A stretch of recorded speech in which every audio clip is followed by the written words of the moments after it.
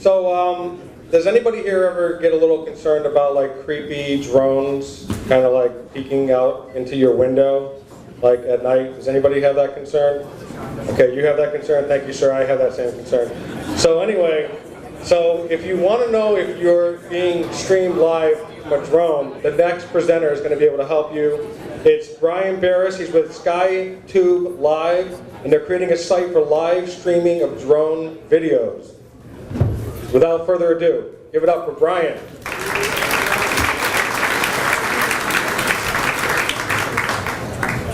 All right. Thank you for giving me a chance to talk to you all tonight about SkyTubeLive. SkyTubeLive is like Periscope and Uber for drones. Like Periscope, we provide cool, user-produced live streaming video content. Periscope uses your phone. We use a drone. Like Uber, we give the user the opportunity to shape and direct the service to meet your own needs. And one big question is, what if there was a way to turn the 1 million consumer drones that have sold in the past year into a distributed, on-demand workforce? So that anyone can see aerial video of what's happening anywhere in the world right now. And the answer is SkyTubeLive, the source for live streaming drone video. We provide a web platform where users can find and watch currently available aerial videos, clearly organized by location and displayed by map. Users can browse currently available videos. With a single click, watch a selected stream.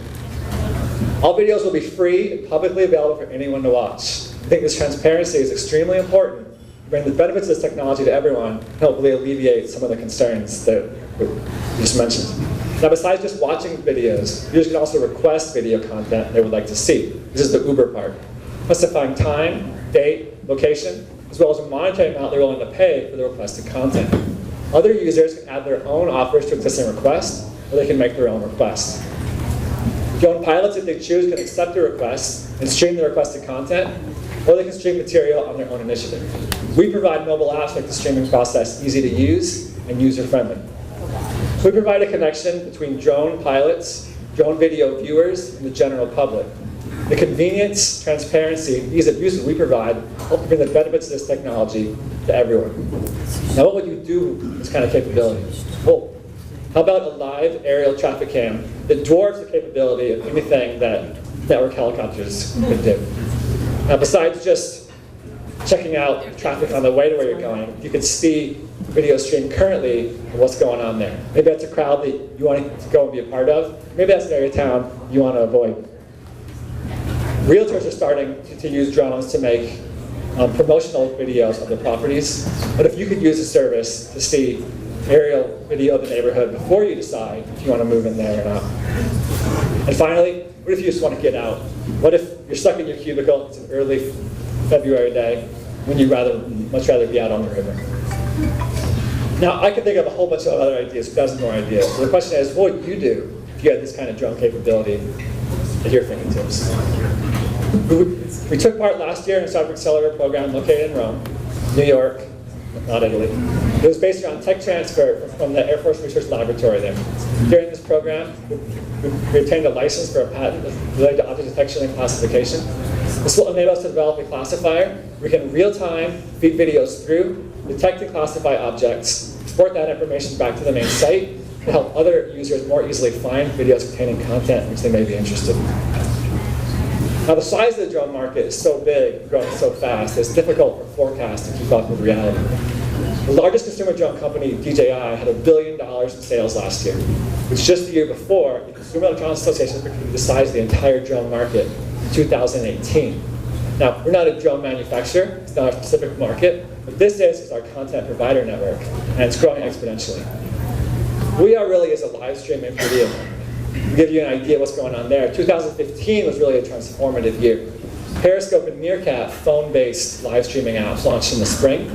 By the fall, Periscope had more than 10 million registered users.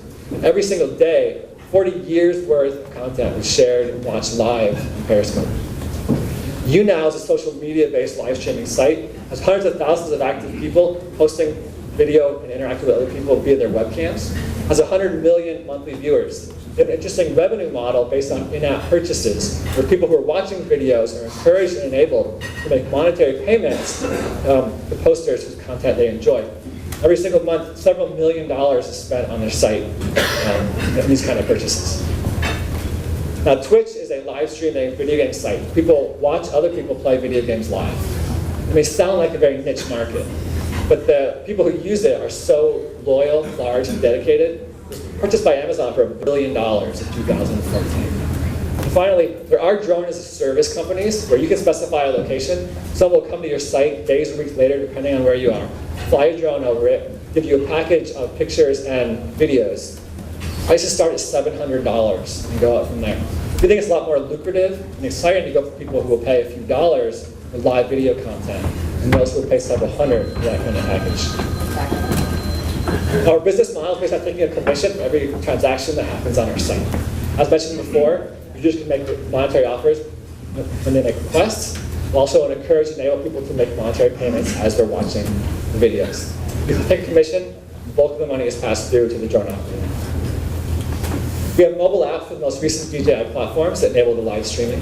We have a fully functional prototype website that will be released along with the apps to beta testers in the first quarter of this year. We're currently acquiring contributors as well as content for upcoming release.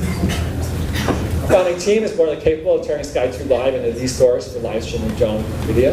Yes, we actually are rocket scientists. And finally, we're looking for drone pilots who could be beta testers, so if anyone here flies drones or knows them, please get in contact with us. And of course, looking for people to use the site. Network effects are the way that we kind of build audience, build contributors, and all kind of grows on itself in that way.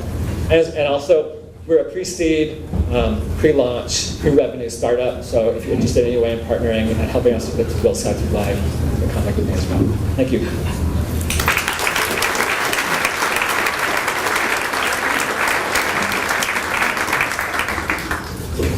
Questions? Go ahead. Have you found that your service poses privacy concerns? And if so, what do you do to address those concerns? Clearly, that's a, chat about privacy concerns. Essentially, our terms of use will spell out very clearly that all local rules and regulations have to be followed. I think that, as we move forward, that's something that's kind of going to be a real concern. Part of why we want to make sure that it's a public site, not sometimes behind a subscription, is to make sure that people don't say, oh, there's a site where people can pay money and see all these drone videos. So again, terms of use will be clear. We'll have both automatic as well as manual, as well as user feedback to see if anybody's using it to make sure that things are kind of stopped as well, and that we'll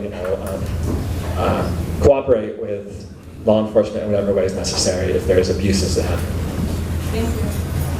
So you brought up law enforcement. Up here. Hi.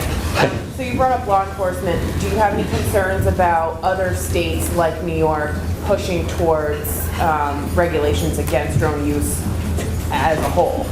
Well, the regulatory environment is a lot different than it was a year ago when we started development.